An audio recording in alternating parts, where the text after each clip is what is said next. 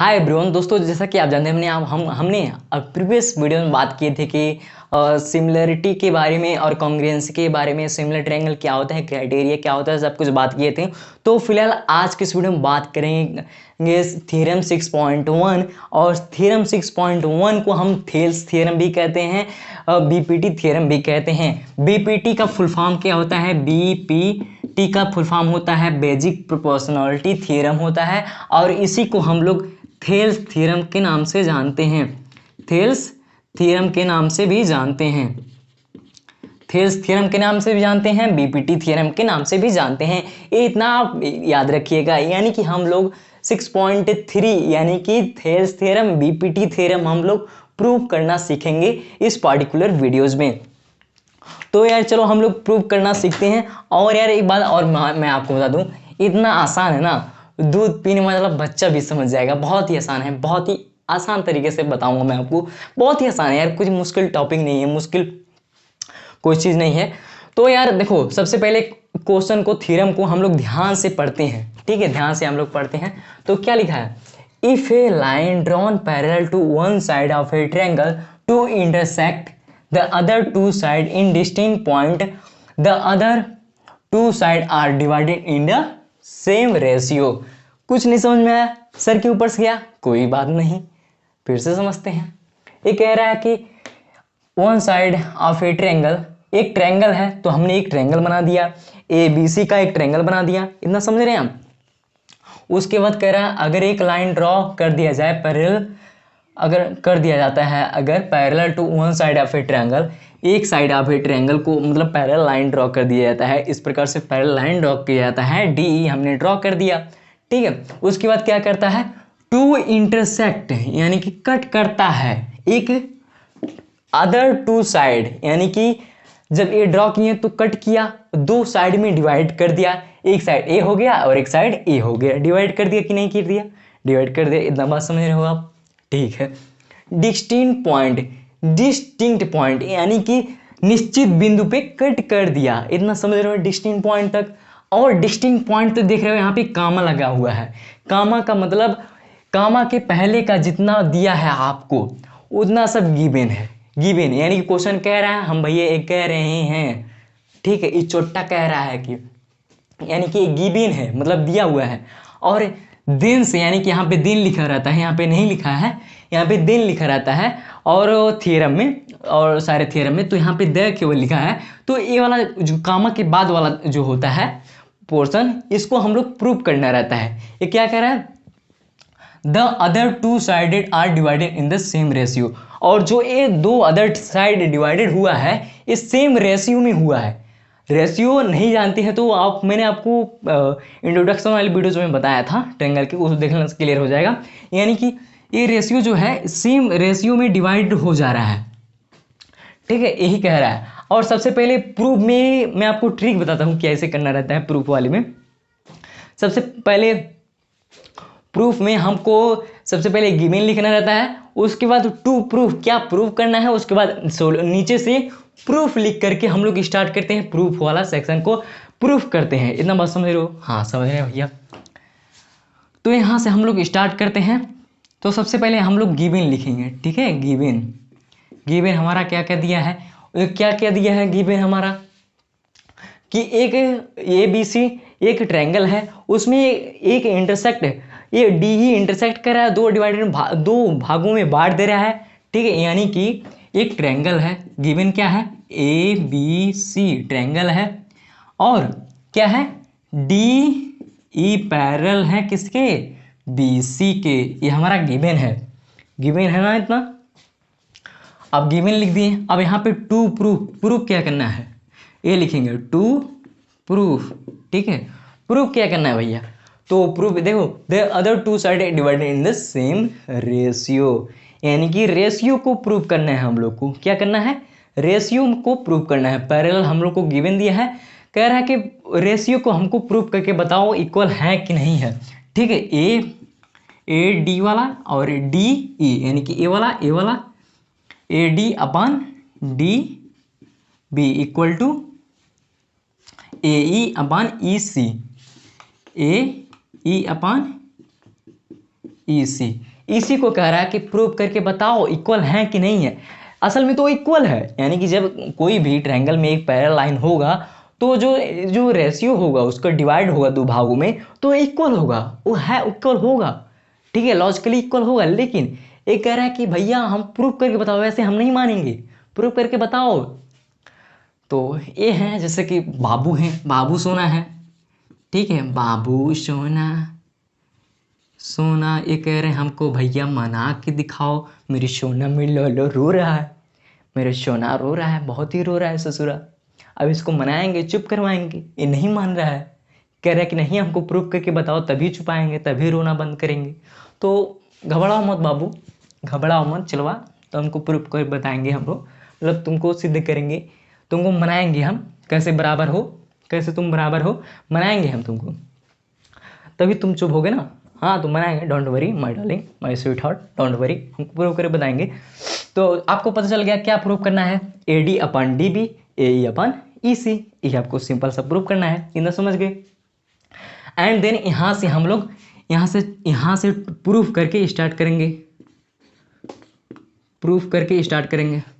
तो प्रूफ करने से पहले आप इसमें दोनों ट्रायंगल में बाबू सोना के अंदर दोनों सेक्शन में हम लोग को एक छोटा सा कंस्ट्रक्शन करना पड़ेगा, छोटा सा कंस्ट्रक्शन, यानी कि इसमें एक इस प्रकार से परपेंडिकुलर ड्रॉ कर लेना है, ठीक है, इस प्रकार से, और यहाँ पर भी परपेंडिकुलर ड्रॉ कर लेना है, ठीक है, इतना समझ गए, परपेंडिकुलर ड्रॉ कर लेना है, और इसमें क्या डायगोनल ड्रॉ कर लेना है, इस प्रकार से। आपको समझ में आ रहा है, इस प्रकार से हम लोग ड्रॉ कर देंगे, इसका नाम M दे देंगे, यानी कि N इसका D, ठीक है, ND नाम दे दिए हम लोग उन दोनों का जो ड्रॉ किए हैं हम लोग, ये ऑलरेडी से जो नाम दिए मतलब ड्रॉ किए, इसमें तो है, इसमें नाम तो नहीं था तो इसमें नाम दे दिए, इतना समझ गए, हाँ समझ गए होगी, आपको मुश्किल नहीं लग रहा है ना। तो हम लोग छोटा सा लिख लेंगे यहीं पे, ठीक है, यहाँ पे जो जो ड्रॉ किए हैं वो लिख लेंगे। सबसे पहले ड्रॉ ए लाइन, क्या ड्रॉ किए हैं, BE एंड DC, और फिर एंड लगा करके, काम लगा कर एंड जो है NE परपेंडिकुलर ड्रॉ किए ना, EN परपेंडिकुलर किसके, AD के, और फिर एंड, अब फिर क्या किए हैं, और क्या किए हैं हम लोग, मतलब NM ड्रॉ करेंगे यार, यहाँ पे D है ना तो NM नाम देंगे, नाम एक ही हो जाता ना, तो NM नाम देंगे, तो यहाँ पे DM परपेंडिकुलर किसके परपेंडिकुलर, AE के, इतना लिख लिए, इतना समझ में आ रहा है, इतना समझ में आ रहा है आपको, ठीक है, आपको समझ में आ रहा है इतना। उसके बाद देन यहाँ से आप क्या करेंगे, देखना, ध्यान से देखना, अब इसको हम लोग देखेंगे, AD को देखेंगे। अब देखो AD, ये वाला कहाँ पे है, किस ट्रायंगल में लाई करता है, AD यहाँ पे है, यानी कि AD वाले ट्रायंगल में है, पता चल गया। तो हम लोग AD ट्रायंगल का एरिया लिखेंगे यहाँ पे।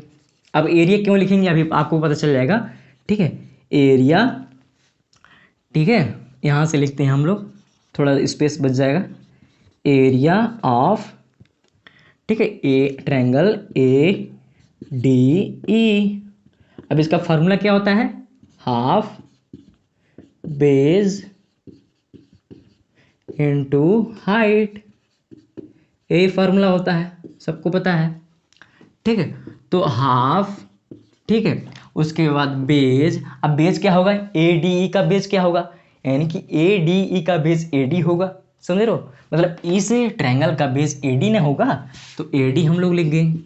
उसके बाद हाइट क्या होगा, आपको सभी को पता है हाइट जो है कोई भी ट्रायंगल में परपेंडिकुलर वाला हाइट होता है, तो हाइट NE हो जाएगा, ठीक है, हाइट क्या हो जाएगा, EN हो जाएगा, यानी EN, बात ये की है तो हम लोग EN लिखते हैं, हाइट लिखते हैं, इतना समझ गए। अब इक्वेशन नंबर 1 मान ली हम लोग को, ठीक है। अब यहाँ पे अब ये सॉल्व हो गया, ये हम लोग कर लिए।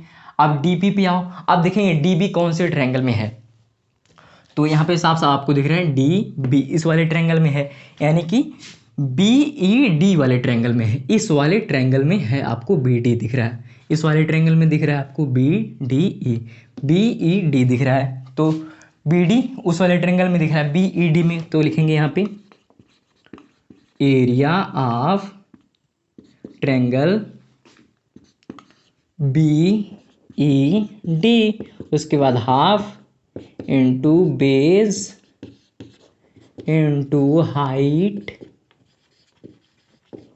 ठीक है, उसके बाद फिर हाफ इंटू, आप देखो बी ई डी का बेस क्या होगा, बेस क्या होगा ध्यान समझना, कोई इस ये वाले ट्रायंगल में इस प्रकार से ट्रायंगल है, ठीक है, इस प्रकार से ट्रायंगल है, तो इसमें बेस यही ना होगा, यही बेस होगा, यानी कि बी और बी डी बेस होगा, क्या बी डी बेस होगा, और हाइट इसमें क्या होगा, अगर इसमें हाइट क्या होगा, मैक्सिमम बच्चे कहेंगे यार ए वाला हाइट होगा, ई डी वाला हाइट होगा, लेकिन नहीं मेरे प्यारे दोस्तों, ए वाला हाइट नहीं होगा, क्योंकि इसमें जब ए ट्रायंगल है तो ए वाला हाइट थोड़ी ना मान लोगे, इसको ड्रॉ करोगे ए वाला हाइट तभी ना हो, ए वाला हाइट होगा तभी ना होगा, तो इसको ए वाला हाइट मानेंगे, ए वाला हाइट यानी कि ए ना हाइट मानेंगे, तो क्वेश्चन नंबर 2 हो जाएगा। इतना समझ आ रहा है, कोई मुश्किल नहीं है, डोंट वरी, कोई मुश्किल नहीं। चलो अब ये वाला हमारा पोर्शन खत्म हो गया, आज चुट्टा खत्म हो गया।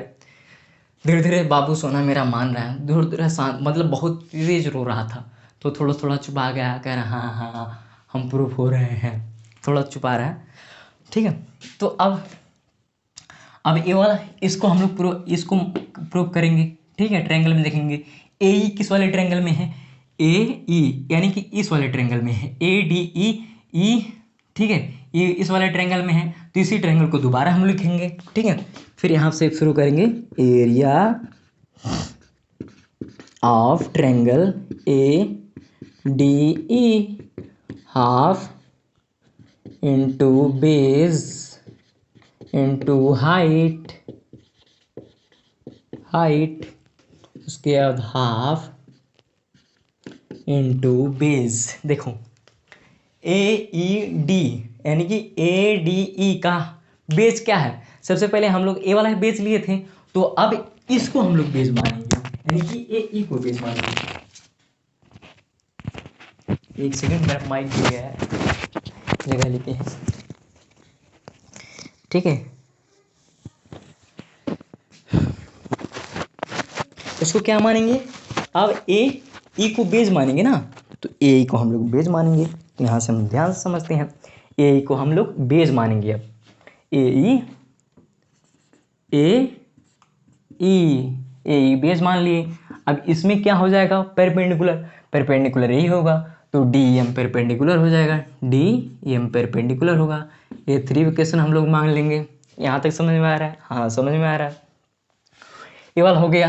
अब ई सी बचा हुआ है, ई सी लास्ट वाला बचा हुआ है, ई सी वाली की यानी कि इस वाले ट्रायंगल में आ रहा है, सी ई डी वाले ट्रायंगल में आ रहा है, यानी कि डी ई सी कह लो, सी ई डी कह लो, बात ही एक ही है। तो हम लोग सी ई डी को लेंगे, अब लेंगे, ठीक है। तो यहाँ पे लिखेंगे area of triangle C E D equal to half into base into height, फिर यहाँ पे हाफ इंटू, अब इसका बेस क्या है, सी ई डी का बेस क्या है, तो सी ई डी का बेस ई सी है, ठीक है, बात समझ में आ रहा है, बेस इसका ई सी है। अब फिर यहाँ पे देखना हाइट क्या है, तो हाइट ए वाला नहीं होगा, फिर से वही बात आया, ए वाला नहीं होगा, ए वाला होगा, ठीक है। डी एम वाला हाइट होगा, यहाँ पे डी और एम हाइट हो जाएगा, ठीक है, डी एम हमारे भैया हाइट हो जाएंगे। तो यहाँ पे देख रहे हो चारों इक्वेशन हमारा आ गया, हमारा चारों इक्वेशन आ गया, मतलब क्या, थोड़ा शांत हो गया, बहुत ही शांत हो गया मेरे बापू में सोना, रोना बिल्कुल भी, मतलब एक तरह से का बंद कर दिया। तो अभी एकदम चुप आ जाएगा, मान जाएगा अभी, तो हम लोग मना देंगे। तब ये सारा जो है इक्वेशन जो है इसको हम लोग डिवाइड कर देंगे, बस बाबू मेरा सोना प्रूफ हो जाएगा, मान जाएगा, ठीक है। तो चलो प्रूफ करते हैं हम लोग, ठीक है, मनाते हैं हमने बाबू सोना को। तो इस वाले को लिखो सबसे पहले, ठीक है, पहले इस वाले को लिखो half into A D into E N divided, अब ए आप यहाँ से ना फ्रॉम इक्वेशन, यहाँ से मैं जगह नहीं है इसलिए मैं बता रहा हूँ, from equation 1 and 2 1 divided by 2 इस तरीके से लिख देना, ठीक है। तो यहाँ पे मैं शॉर्टकट लिख दे रहा हूँ, ठीक है। Half into B D into E N, यानी कि ए वाला इक्वेशन हम लोग लिख दिए। फिर बराबर करके ये दोनों इक्वेशन को लिखेंगे, तो फिर से यहाँ पे लिखेंगे 3 इक्वेशन डिवाइडेड बाई 4, तो हम लोग यहाँ पे लिखेंगे नहीं, स्पेस के नाते आप लिख लेना, ठीक है। यहाँ पे लिखेंगे half into A E third वाले इक्वेशन को, और डी एम डिवाइडेड, फिर लिखेंगे half into E C base into D M D M से गए, और हाफ से गए, और ई एन से ई एन गए, और हाफ से गए। इतना बात समझ में आ रहा है? हाँ भैया समझ में आ रहा है। इतना बात आपको समझ में आ रहा है? कह दो हाँ भैया आ रहा है। अब इतना बात समझ में गई? हाँ समझ गए। यहाँ पे लिख सकता हूँ मैं, क्या लिख सकता हूँ, यानी कि A D upon B D equal to A E upon E C. हमको क्या प्रूव करना था मेरे बाबू, सुना मान गया, A D upon B D, A D B D A E C, हमारा यहाँ तक प्रूफ होगा। लेकिन मेरे भाई, मेरे बाबू, मेरे छोना, अभी पूरे तरीके से छुपाया नहीं है मेरे बाबू, अच्छे तरीके से माना नहीं है, अब इसको अच्छे तरीके फिर से मनाएंगे। थोड़ा सा और स्टेप रह गया तो सुन लेना, ठीक है। तो इतना आप समझ गए। तो मैंने जैसे कि मैंने बताया कि 9th का थ्योरम, छोटा सा थ्योरम इसमें अप्लाई होता है, और यहाँ पे ये थ्योरम मैंने लिख लिया है, और सारा जो इक्वेशन था, equation number 1, equation number 2, equation number 3, 4 हम लोग यहाँ पे जो इरेज कर दिया हूँ, और यहाँ पे 9th का थ्योरम जो मैंने लिख दिया है। और यहाँ पे ए डी, इसको मैंने तो प्रूव कर दिया था, हमने ये हमको प्रूव करना था, लेकिन यहाँ पर थोड़ा छोटा सा थ्योरम हमको लिखना था। थ्योरम ये है कि जब कोई भी अगर एक ट्रायंगल में अगर एक क्वाड्रिलेटरल है, इसमें 2 ट्रायंगल बन रहे हैं, और उसका बेस जो है सेम है, दोनों ट्रायंगल की बेस सेम है। यहाँ पे देखो दोनों ट्रायंगल की बेस जो है सेम है। यहाँ पे एक ट्रायंगल है कि बी ई डी, एक ट्रायंगल ए है, और सी ई डी एक ट्रायंगल ए है, यानी कि ये दोनों ट्रायंगल का बेस जो है, यहाँ पे ए बेस है, ए बेस जो है सेम है। तो जब बेस सेम रहेगा दो ट्रायंगल का, जो आप तो क्या होगा, दोनों ट्रायंगल का एरिया जो है इक्वल होगा। यही थ्योरम कहता है 9th स्टैंडर्ड का थ्योरम, यही कह रहा है। On the triangle same side, यानी कि same base between the same parallel are equal in area, यानी कि एरिया दोनों इक्वल होगा इस दोनों ट्रायंगल का। बस इतना ही है।